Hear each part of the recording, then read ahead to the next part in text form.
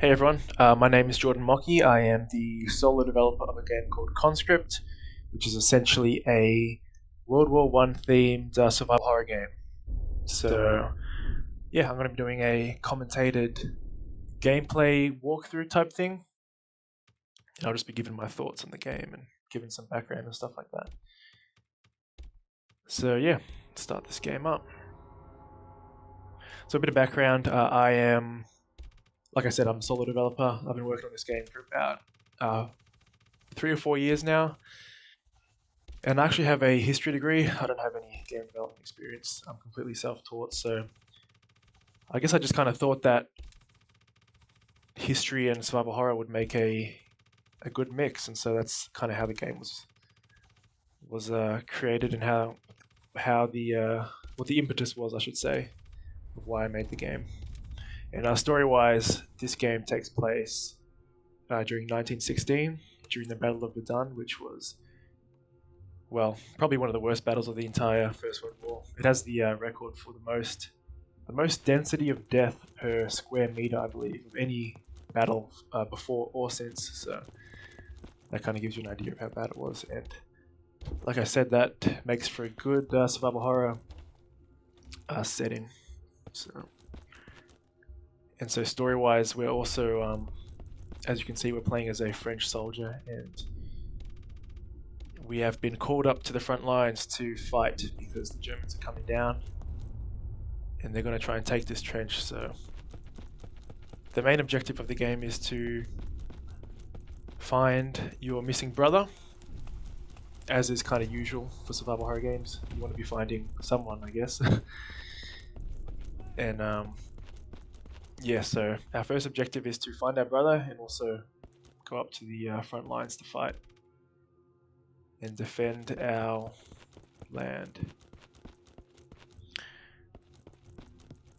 So here we're going to pick up a shovel. So there's going to be a lot of different weapons you can use in this game. Knives, shovels, clubs, as was normal in the trenches. I mean, you could kind of use whatever you could find to survive. And obviously there's also guns and firearms, but because this is a survival horror game, ammo will be limited, and resources will be scarce, so you'll have to make a decision whether it's smarter to conserve ammo or use it, or use a melee weapon instead. So here we have our first German soldier, and we're just going to club him to death with the shovel. But he brought a shovel too, so it's even.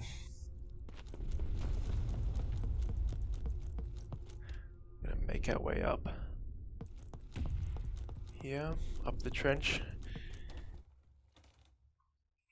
And so here we've found our brother, Pierre. He's badly wounded and he's injured, but we have a job to do. We have to go up to the front lines and fight, so we'll come back for it later. And so this area here is called Fort Seville. This was one of the main forts that was fought over during the war. Because in Verdun there's a lot of kind of 18th century style old school forts that the Germans and the French fought over during the war. Pick up some ammo here.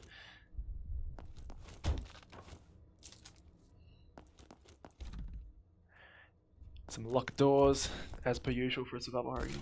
So here we've found the rifle.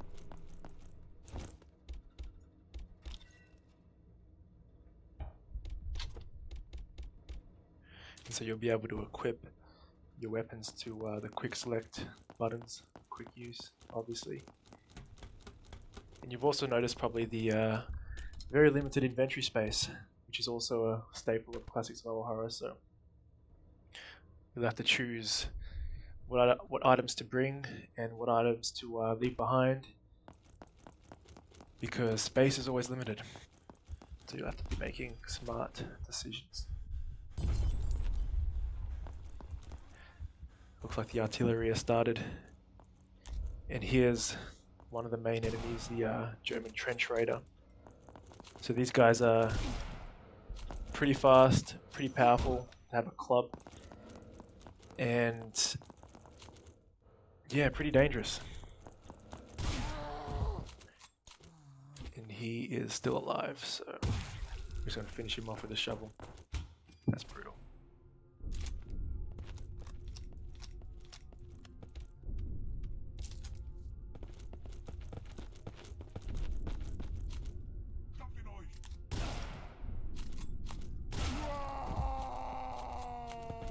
Just run past, dodge that enemy with a roll. And here's the save room. Another survival horror staple, the save room. You got to have a good save room if you're making a survival horror game.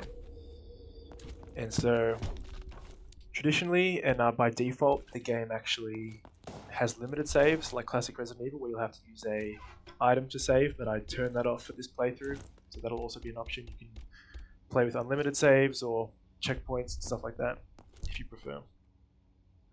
And here's another survival horror staple, the item box. So you can store items in it and come back for them later. You probably also saw me combine some items to create a more powerful healing item.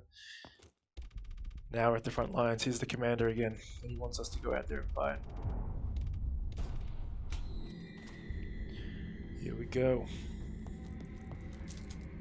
So yeah, this is the front lines. And these soldiers here need some ammo from us. So we can go collect some and hopefully bring it back to them. And here the artillery has started. So you got to watch out for that. Clearly a very important part of the First World War is the artillery. So we're going to defend this little spot here for a while as the German soldiers come down.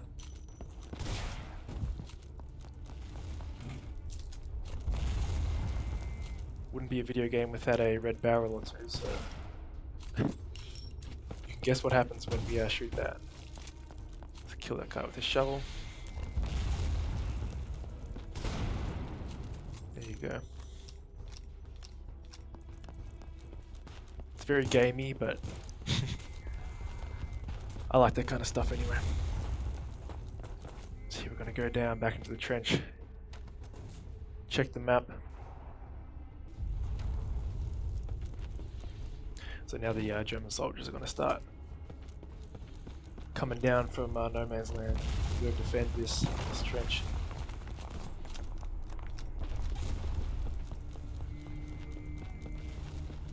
So you'll notice there's also a sprint button. You can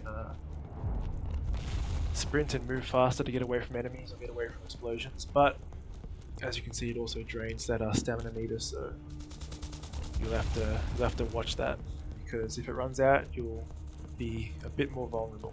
So you'll always have to keep your eye on the stamina.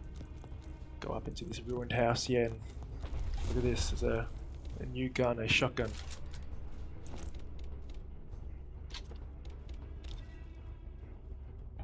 So this shotgun was actually frowned upon from the German side. They considered the use of it to be a war crime, which is funny. I can't see how it's any worse than being gassed or anything like that. So this thing is really powerful, but ammo is very, very scarce for the shotgun. So, and here's a new enemy, the armored soldier. So body armor was actually used in the First World War. It was rare. The Italians used it a lot, but it did see use.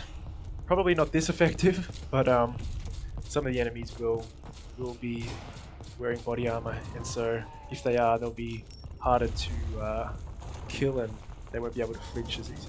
So.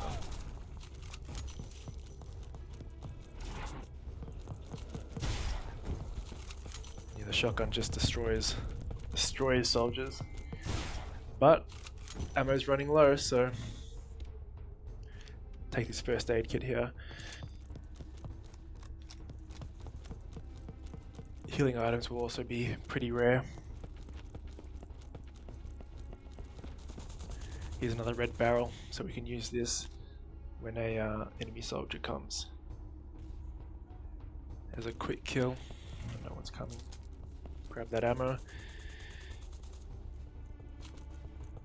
Yeah, so I really took a lot of inspiration from Resident Evil 4 and even Resident Evil 8 in this opening sequence. I wanted to throw the player in the deep end and make them get used to the combat mechanics pretty fast by just throwing them in. I think that's the best way to do things sometimes. Kill that guy. Sometimes you'll be able to get a critical hit on enemies which will kill them with one shot, but that's fairly rare. Yeah, I really wanted to kind of illustrate the just absolute brutality of World War I combat.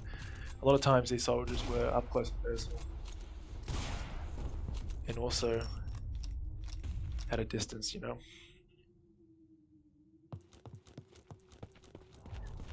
So the battle's settled down, so we're going to go back to the... oh. So sometimes artillery will carry gas as well, which is also a staple of the First World War, as we know. It was one of the main weapons used, especially by the Germans, was chlorine gas and then later mustard gas. So we're going to run away from that. This guy's just going to have to die. Sorry. Get away from this gas as quickly as we can and jump back down into the fort and see how things are holding up down there. Dodge this artillery. And we're back to relative safety, I guess. And there's the commander. Looks like he didn't make it, but he left a key for us for back down in the trenches. So, like old school horror, we can go back down to the trenches and unlock a bunch of doors that we couldn't get through before. So yeah, I'll probably end it there. So yeah, that was Conscript. That was a little slice of Conscript. Hope you enjoyed it. Like I said, I've been working on this for quite a while now, and it's getting there slowly, but there's still a lot of work to do. And I've also got a lot of exciting things coming up. October 1st, I'll be releasing a new demo, which is essentially the slice of gameplay that you just saw for the Steam Demo Festival. And yeah, so give that a look if you enjoy classic survival horror. Spread the word. Even if you just enjoy history games or World War I games, make sure to give Conscript a look, because I'm sure you'll find something that you'll like. And yeah, so follow me on Twitter at Conscript Game for frequent updates. Make sure to wishlist the game on Steam. And yeah, thanks very much. I'll see you later.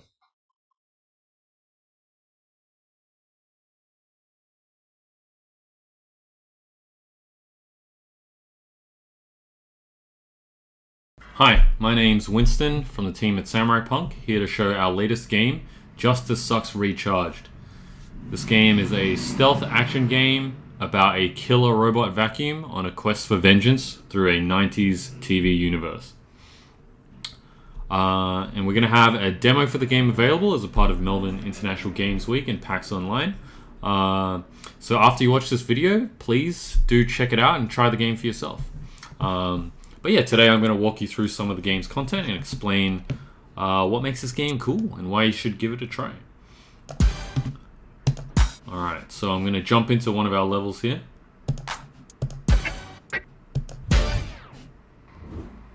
Alright, so in this game you play as Dusty, the vacuum cleaner. Your family has left home and burglars are breaking into the house. So we got a Home Alone situation on our hands. But Dusty here, he's small, he's not exactly the most powerful, but he has a lot of tools under his little, hypothetical robot sleeve. So it being a stealth action game, of course, hiding is a big part of what you do in this game. You can also clean things up off the ground, so you can see I'm eating up their footprints. But that alone isn't gonna solve this situation. What we can do is we can press spacebar to honk, And that guy just completely ignored me, so I'm going to try that again. Come on, mate. Alright, so he's heard me. I'm going to lure him into this room. Alright, so since we're a robot vacuum, we can hide under things that your average stealth game protagonist could not. So this guy's just totally bewildered. So let's just follow him. So they're trying to steal our stuff now. But alright, what we can do is hack this PowerPoint to make it explode.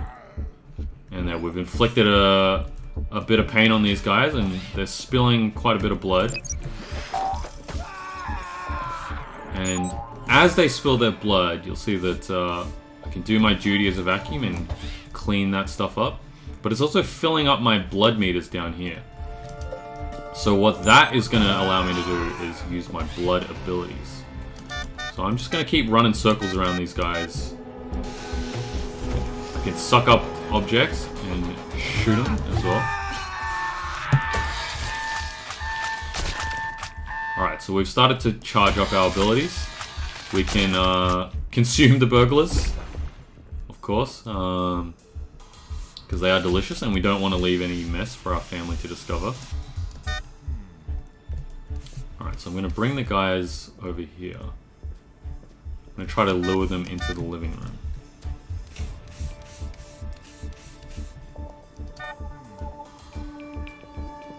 So there are a range of different traps that can do different elemental types of damage and have different effects. For instance, if I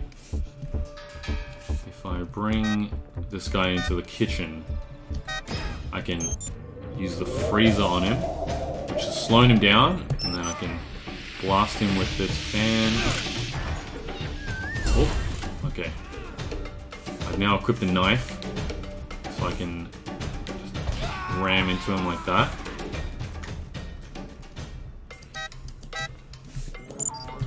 Oh. Okay, so as a player, you have quite a lot of tools at your disposal, and we leave it quite open for what traps you're gonna make, and how you're gonna use your abilities. So I'll show one of the abilities here. I'll wait for this guy to lose me. Alright, so one of my blood abilities, you can see down here, the ram. I can select this guy and just slam into him there.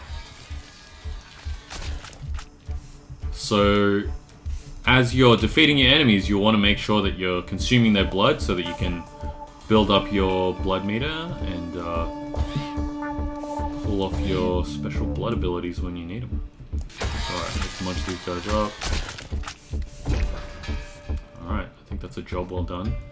Alright, do we have... You can check the map. There's one more guy down that corner. Where are you at?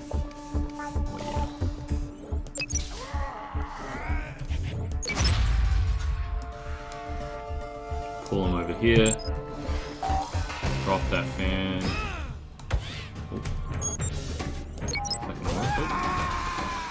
Alright, got him. I've also saved up my tier 3 ability, so I'm gonna use that on him. This is the sexy punch.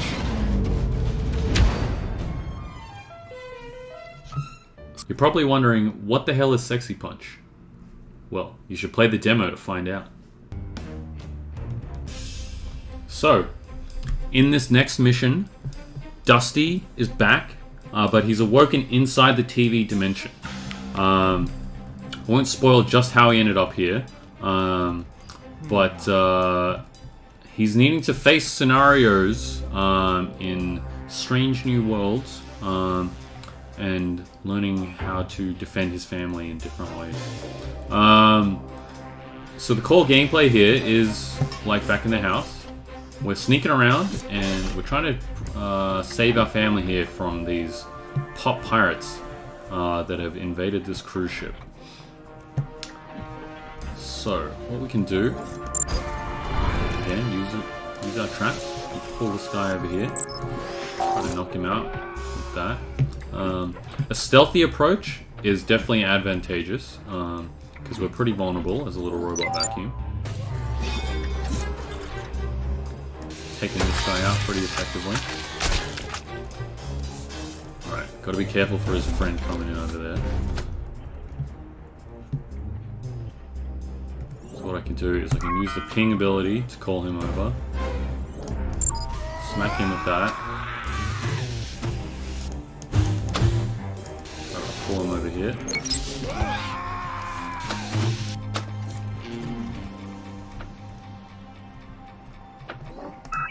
Ping him with that one as well. Alright, okay, he's turned around, so let's gun for the exit. So we're taking him to the rescue point. Let's check the map and see who else we need to save. So there are different enemies as well, different enemy types on this level. So this lady here, she's got a gun. She has a long range of sight. It's quite deadly if alerted. So we're going to try to take her out before she spots us. So each map, of course, will have different traps available to you. So here's one that I quite like. If we can lure the enemy over here, pull that off, and then send you off the edge. See you later, mate. Very useful for taking out enemies cleanly, but you can only use it once, so got to be careful with how you use that one. Let's bring this guy over here. Set off this toilet here. Explode that.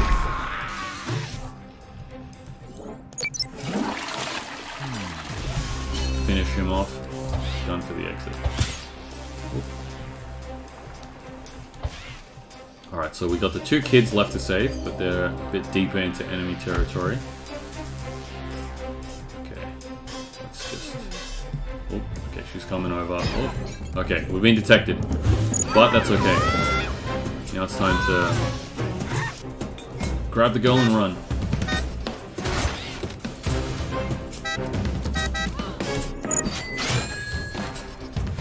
Oh.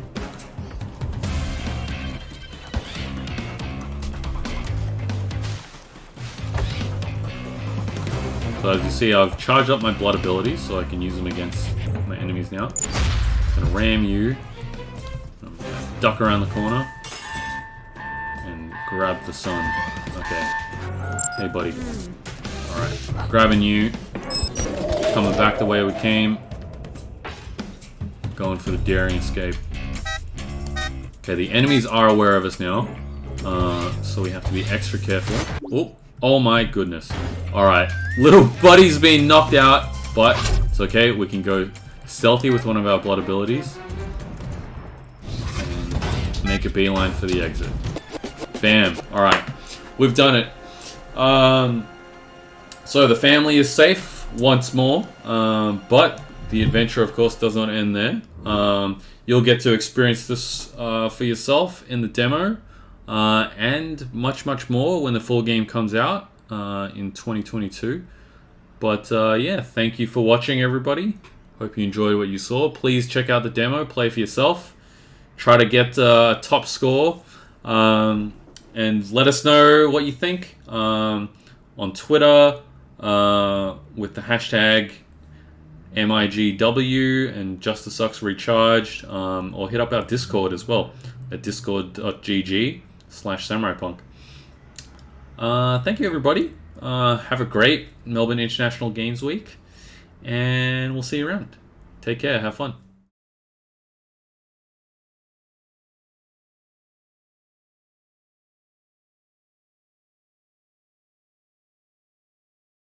Hey folks, thanks for tuning in to check out our stream. I'm Jim Batt. I'm one of the devs on a small team called Ghostback Games.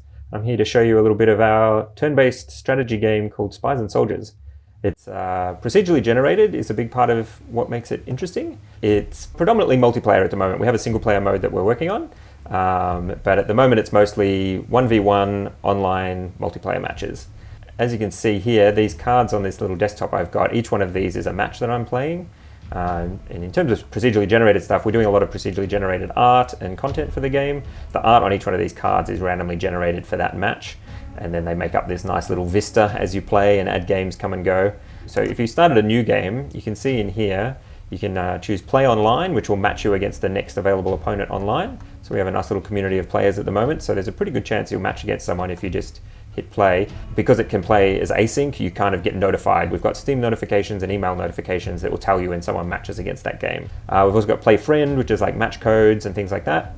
And Play Solo, which currently is just a practice mode, but we're working on a campaign mode, which will be coming soon. There's tutorials as well, so that'll kind of teach you the basics of the game. So I'm going to join, this is a game I've already got underway, so we'll jump in and have a quick match against them. Alright, so this, every time you load up the game, it's a new procedurally generated map. One of the fun things about our game is like learning what's going to be important in each match is like a key part of the strategy. So to give you a quick rundown of the basic premise of the game, you're the tactician or the secret advisor behind the throne, and at the start of each game you pick a claimant, and that's the person who you think will give you the best shot at being able to win the realm. So my claimant here is Lagan. So I started with 3 spies and 1 soldier, and my opponent has Zanika the 5th, and they started with 1 soldier and a higher rank spy, so they're a bit more spy dominance there. In terms of what your goal is with the game, you want to take 5 castles, so it's very classic kind of board game sort of strategy. So it's like you need to control 5 castles and hold them. These are the castles here. You see these are ones that I already control. In order to take castles, you need to use soldiers. So the game's called Spies and Soldiers, and it pretty much does what it says on the tin. There's only 2 unit types, there's spies and there's soldiers. So the soldiers are these guys, and they're used for taking control of castles and controlling terrain. Spies, however, so this is my spy down here, spies are used for taking control of cities and kind of turning the tide of battles, and they also can only be seen by spies of a higher rank. So they're good at sneaking around and kind of giving you this sort of covert advantage. And there's sort of these 2 separate layers of the game. There's the spy game and the soldier game, and they kind of overlap in different interesting ways. So that's kind of your 2 unit types that you'll be using. And then there's the cities, which are these little guys, and the cities are what give you action points. So you can see over here I've got 5 action points, which is quite good. But yeah, so it's like you need the control of the cities to get the action points, which will allow you to move your units around, and then moving your units around is what you use to get the control of the castles, and the castles give you the victory points that you need to win. It's very much the sort of a digital tabletop game. It's inspired by classic board games like Game of Thrones or Risk or Diplomacy, things like that.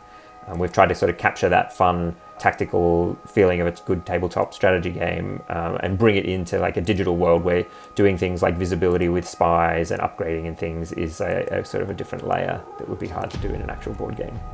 With that sort of the basics covered, I'm going to just play through a few turns and give you a feel for what the game's like in action. So I've got a little bit of a situation here. I want to try and take this castle.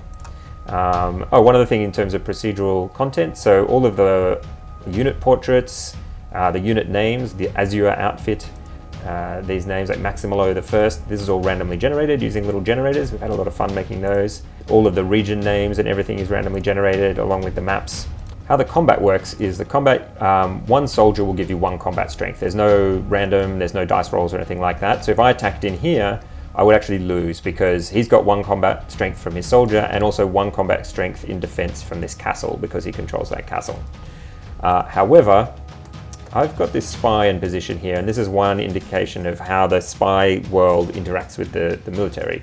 So I'm going to use my spy who I've snuck in there to open castle gates. Now what's interesting about that is unless he has a bigger spy, he probably can't see that I've got that spy in position, so he probably feels quite safe. However, because I've got that spy there, they're now going to open the castle gates, removing the defense of the castle, and I can march my soldier in, and unless something untoward happens, I should now actually be able to take that region. What else? We've got a few extra action points here. Move this spy up here. We're going to try and take this city up here. This is an uncontrolled city that no one's made it up to yet, so I think I'm going to try and take that. That feels like a pretty safe bet. And then I think I'm going to muster another soldier unit. So you muster soldiers at castles, and that costs 2 action points, a bit expensive. So I'm going to muster another unit there in case this all goes wrong. I want to be able to still defend. You would then, if you wanted to recruit more spies, you can recruit spies in cities, and that actually only takes 1. They're a little bit cheaper to come by. All right, so I'm going to commit my orders now, and we'll see how that plays out. Okay, turn resolution. Okay, well, we took that city, that went well. Uh-oh, there's an attack happening down here. He's counter-attacked, and that's the start of my attack there. One thing that's interesting is, even though it's turn-based, they're not alternating turns. It's simultaneous turns, which means that we've both put our orders in and they resolve simultaneously, which means a lot of the game is sort of head games of trying to figure out what each player is going to do and anticipating their moves instead of just reacting. So we're playing out this one first. This is the Battle of Camborne. This is this one down here on the coast. This is a good example of how the combat works.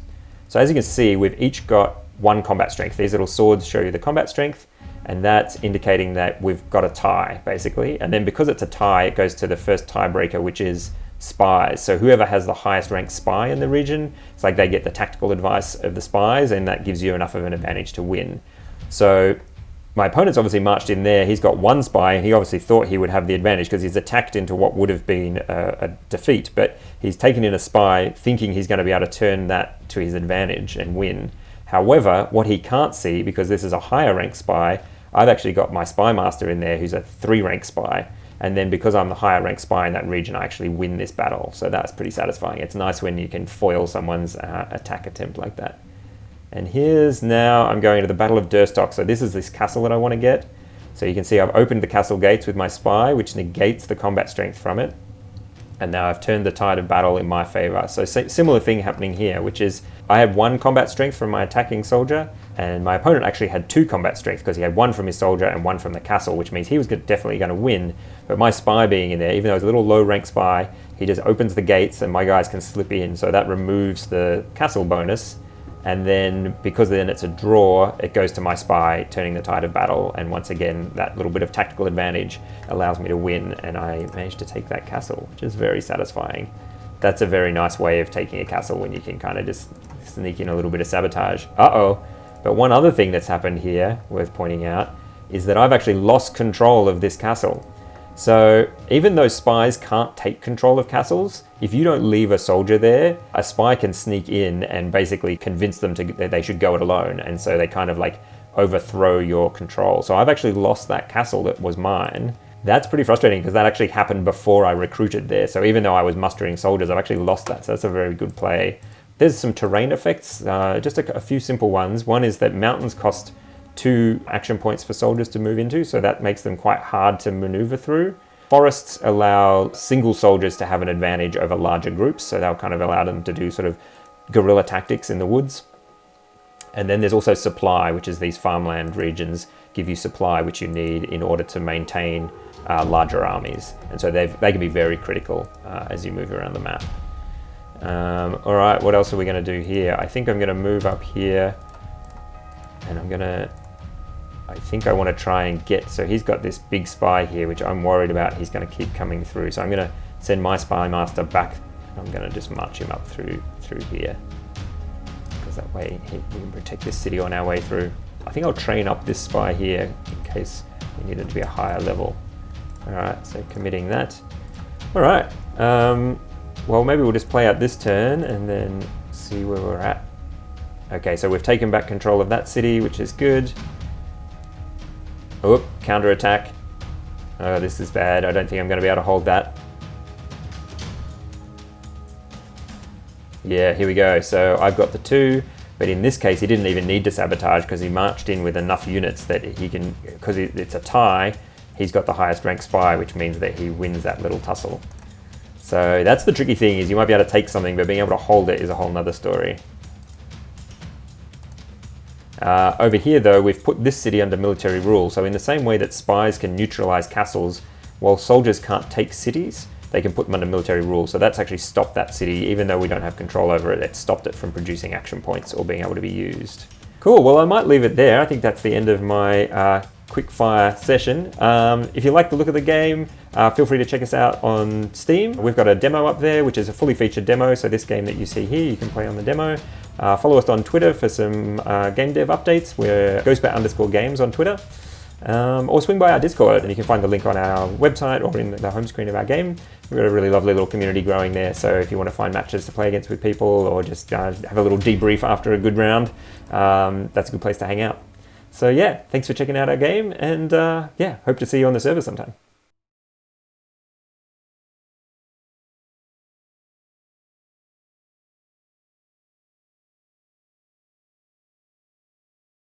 Hey.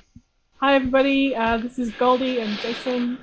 We're part of the team from Ghostpattern who are making this game, Wayward Strand. I want to acknowledge that the game is being made on the lands of both the Boonwurrung and Wurundjeri people, but it's set on the lands of the Boonwurrung people.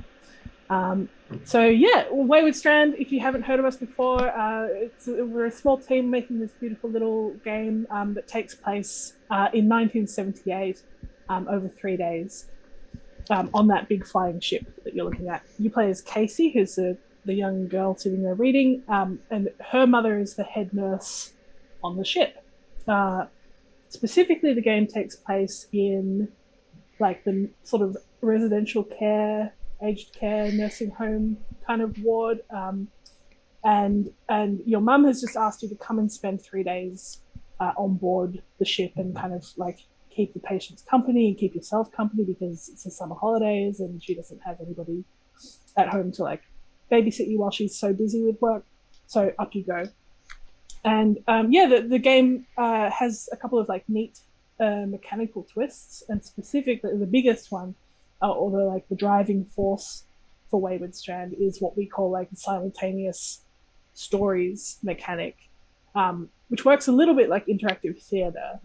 That's how we usually describe it, isn't it? Yeah, totally. Yeah. So like as Casey, as you, the player, as Casey, go onto the ship, all of the other characters have their own storylines and stories, and they'll all play out in real time alongside you playing the game. So as you're wandering around the ship and chatting to people and getting to know them, they're doing the same thing. All of the other characters are wandering around and having their own stories play out, and your story as Casey kind of interweaves with all of the other characters as they experience these 3 days in January of 1978.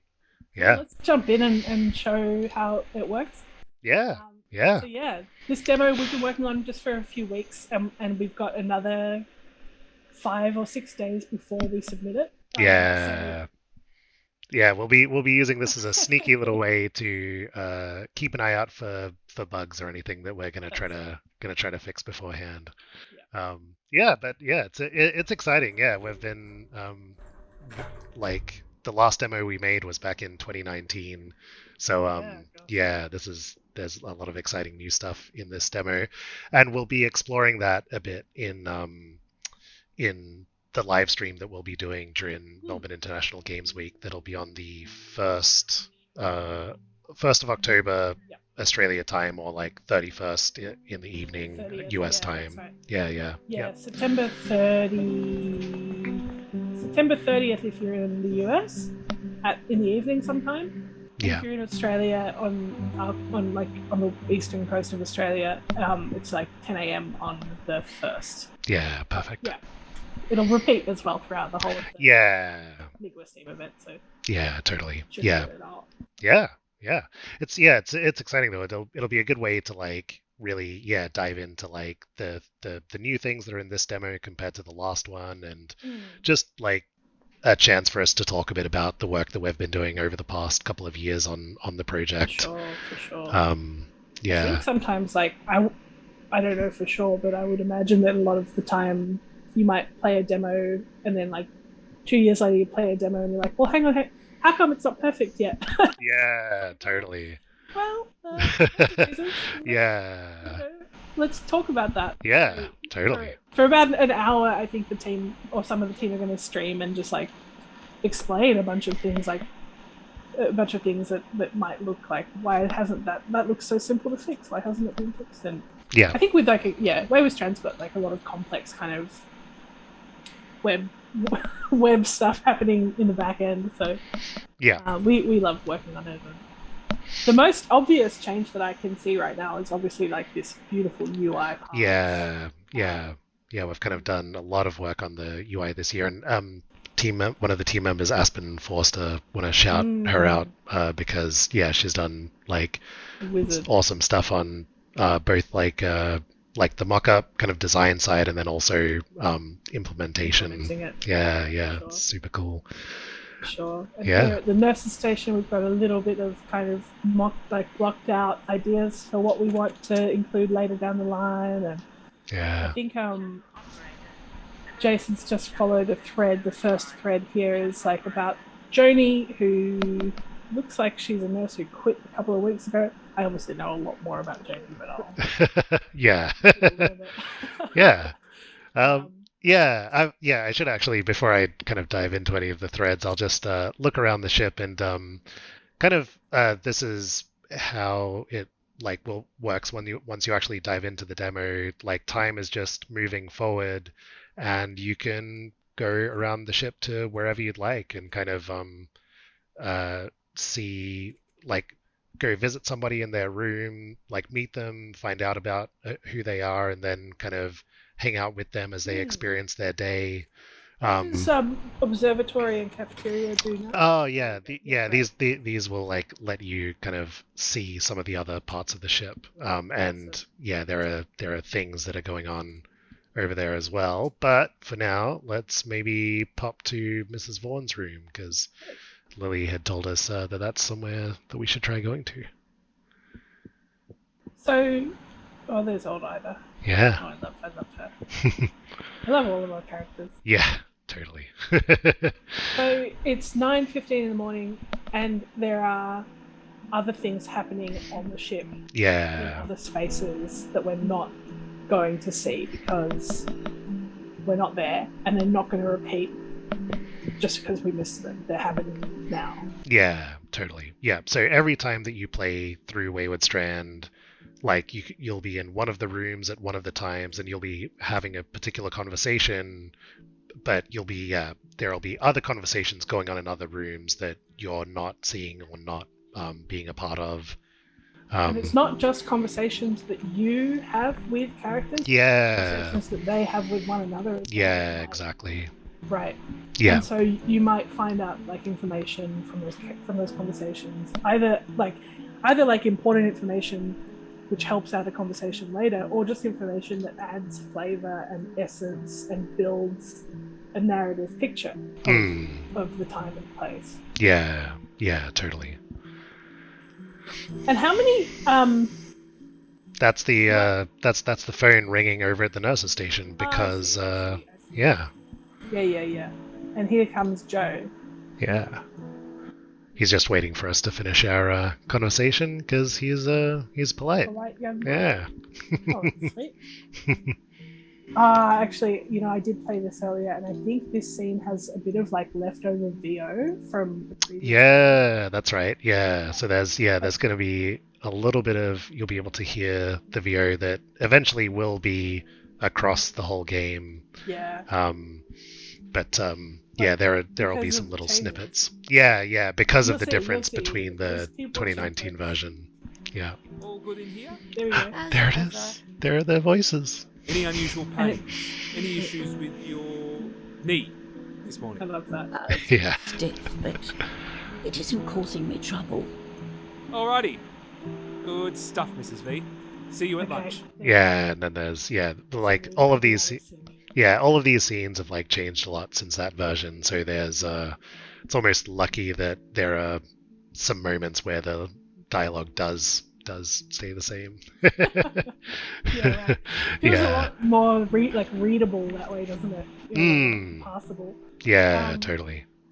How many? So all of our scenes have been written now.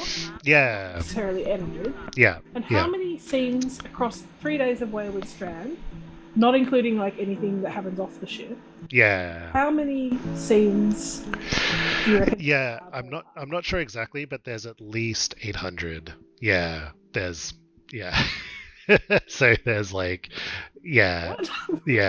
there's lots of different stuff that can happen, and for instance, in the demo that in the new demo that we'll be providing, there's I think about 200 or 300 scenes that are just in that demo. But when you play through it one time, you might only see 10 or 15 of those. I would not have guessed it was that high. Yeah. Yeah. Cool. Yeah. It's it'll be interesting. Yeah, maybe there's even a fun little mini challenge if anybody's super into it that they could, are you able to see every scene that's in the demo?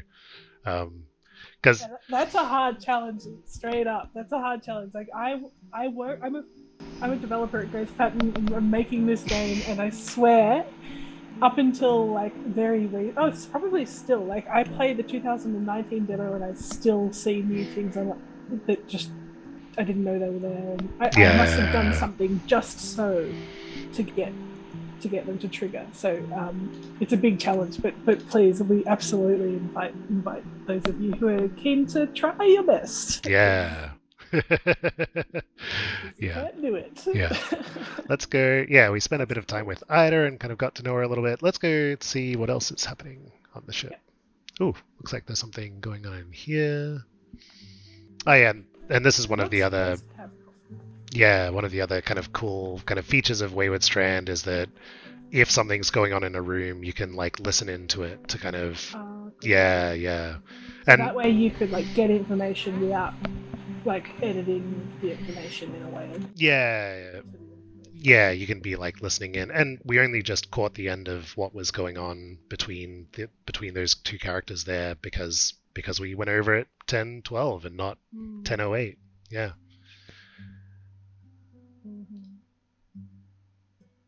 I love Neil. Yeah. Neil is one of our characters, and yeah, he's really great. One of our residents. For a man of such leisure, he's so uptight. He's got his smoking pipe and robe. Yeah. He cares a lot. Very well. Neil Avery. Yes. Yes. Wow. Yeah. And yeah, when like a lot of Wayward Strand is kind of just coming into the residents' rooms, getting to know them, hanging out with them, spending time with them. Like that's what your mum has asked you to do. Right. But I think like Casey initially in the game, she's kind of very into the mysteries of the ship and trying to write like this really cool article for her school newspaper. But our goal with the game is really that over the course of it, the other stories that are going on the ship kind of come to the forefront and become just as important as Casey's story. Exactly. Yeah. That's it. Yeah. And yeah, I mean, it's been a really good vessel for us as game developers and writers and artists to explore a bunch of themes like aged care or nursing in general. A lot of women's themes, and a lot of sort of there are some like political problems in Australia at the time that are explored here. Yeah. But also like modern concerns, obviously, such as the same concerns I just mentioned. Women's themes, aged care, and politics in Australia. So yeah, the demo will be up for the next like throughout the Steam event. Absolutely go and grab it and give it a whirl, see what you experience. If you want to give us feedback, you can like reach out to us on Twitter or like through our website pretty easily, and we'd love to chat. We always love to chat. And the other thing I'll leave you with before we wrap is just to like make sure that you go and check out all of the other games that are part of MIGW Steam event, because they're going to be great too. It's a small community here in Melbourne, and there's as you know, like surely you must have noticed, like there's great games coming out of Melbourne and Victoria. So do be sure to check out all of the cool stuff that's available to play right now. Totally. Thank you to Creative Victoria and MIGW for having us too. Yeah, awesome. Thanks everybody. We'll say goodbye and add us to your wish list. Add us to your wish list, and try it. We'd love it if you tried the demo and come along to the live stream, and thanks. Have a good one. See ya. Bye.